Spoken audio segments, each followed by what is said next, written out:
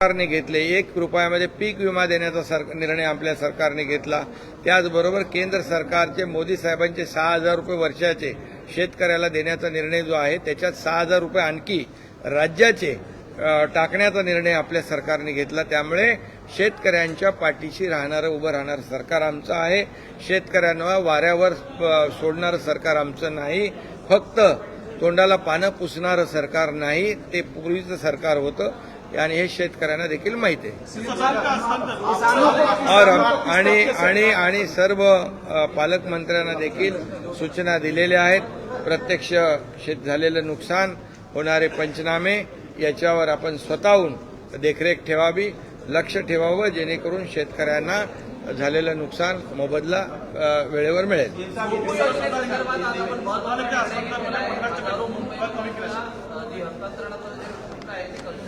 हा गृहनिर्माण विभागाचा आजचा मोठा निर्णय आहे। झोपडपट्टी पुनर्विकास योजना जी आहे त्याच्यामध्ये जे आपलं हस्तांतरण शुल्क आहे त्याच्यामध्ये 50% सवलत दिलेली आहे।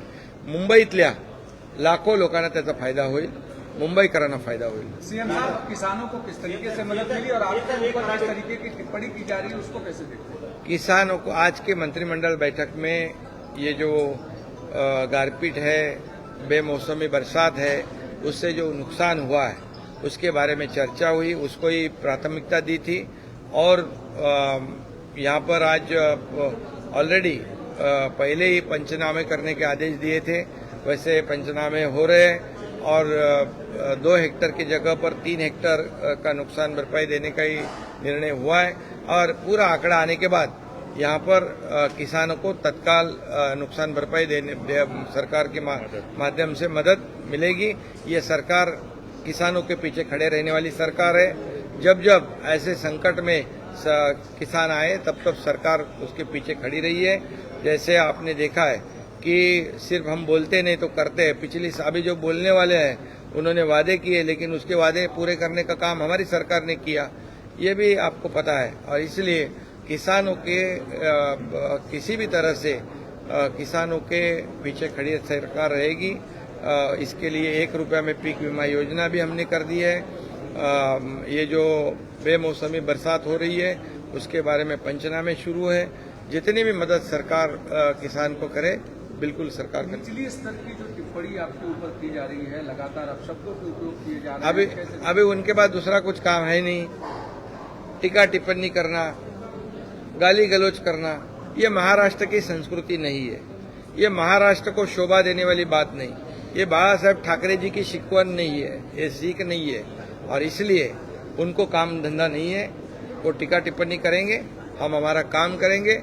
हम सरकार जो है लोगों के हित का निर्णय लेगा।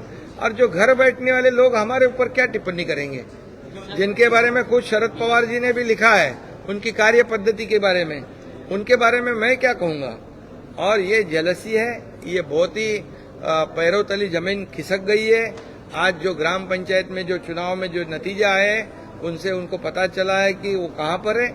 और इसलिए वो कितनी भी टिप्पणी करे निचले स्तर की, ये महाराष्ट्र की जनता बहुत ही समझदार है। हम हमारा काम करेंगे। हम वो जो टिप्पणी करेंगे, आरोप करेंगे, उसके कामों में से उत्तर हम देंगे और जनता उनको बराबर उनकी जगह दिखाएगी।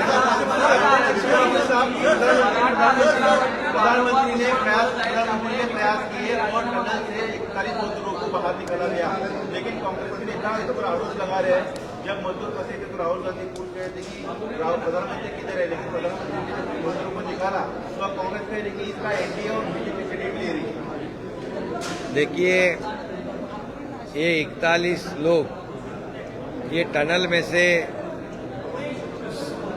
जिंदा बाहर निकलना, ये हमारे लिए सबके लिए खुशी की बात है। ये बहुत ही समाधान की बात है कि उनके परिवार कितने चिंता में थे। आज उनका ये इतना बड़ा जो टफ टास्क था, कठिन काम था, और ये कठिन काम डे टू डे मॉनिटर कर रहे थे हमारे आदरणीय प्रधानमंत्री जी। उनकी पूरी टीम जो है उस पर काम कर रही थी। वहां के मुख्यमंत्री स्वयं डे टू डे वहां पर देख रहे थे। हमारे उस विभाग के मंत्री गडकरी साहब, वो भी खुद उसके ऊपर ध्यान दे रहे थे। और इसलिए अभी सौभाग्य से सबके मदद से एक कलेक्टिव सबके एफर्ट से ये बहुत ही सुखरूप बाहर आए हैं और उनकी जिंदगी बच गई है। इसके लिए सबको धन्यवाद देना चाहिए। जिन्होंने सहयोग दिया, जिन्होंने योगदान दिया, उनको सभी लोगों को धन्यवाद देना चाहिए, न कि ये क्रेडिट लेने वाली ये बात नहीं है। इतना ही मैं कहूँगा। मराठा आरक्षणासंदर्भात सध्या संभ्रम आहे। ओबीसी आणि मराठा एक वातावरण भेटलेलं आहे। अशा वेळेला कॅबिनेटमध्ये नेमकं काय झालं आणि येणाऱ्या अधिवेशनात आपण ठराव मांडणार की अध्यादेश मांडणार? वारंवार सरकारची भूमिका मी वारंवार स्पष्ट केलेली आहे। सरकारची मराठा आरक्षण देण्याबाबतची भूमिका स्पष्ट आहे। ओबीसीला धक्का न लावता, ओबीसीचा आरक्षण कमी न करता, अन्य कुठल्याही समाजावर अन्याय न करता मराठा समाजाला टिकणारं, कायद्याच्या चौकटीत बसणारं आरक्षण देण्याची भूमिका सरकारची सुरुवातीपासून राहिलेली आहे। आजही तीच भूमिका आहे। त्यामुळे कुणी संभ्रम किंवा चिंता करण्याची आवश्यकता नाही। ओबीसी समाजाला देखील मी हेच सांगू इच्छितो की कुठल्याही परिस्थितीमध्ये संभ्रम मनामध्ये ठेवू नका। आणि भुजबळ साहेबांचं देखील म्हणणं तेच आहे की मराठा समाजाला आरक्षण देताना ओबीसीवर अन्याय होऊ नये, ही भूमिका ज्यांची भुजबळ साहेबांची आहे ती सरकारची भूमिका आहे। आणि म्हणून तर देवेंद्र फडणवीसजी जेव्हा मुख्यमंत्री होते तेव्हा सरकारने आमच्या आरक्षण दिलं होतं, हायकोर्टाने कन्फर्म केलं, पण दुर्दैवाने सुप्रीम कोर्टामध्ये रद्द झालं। याची जबाबदारी कुणाची आहे, याला जबाबदार कोण आहे, यावर मी आता बोलू इच्छित नाही। परंतु मराठा समाजाला टिकणारं, कायद्याच्या चौकटीत बसणारं आरक्षण देण्याची जबाबदारी सरकारची आहे आणि त्याच्यावर पूर्णपणे काम सुरू आहे।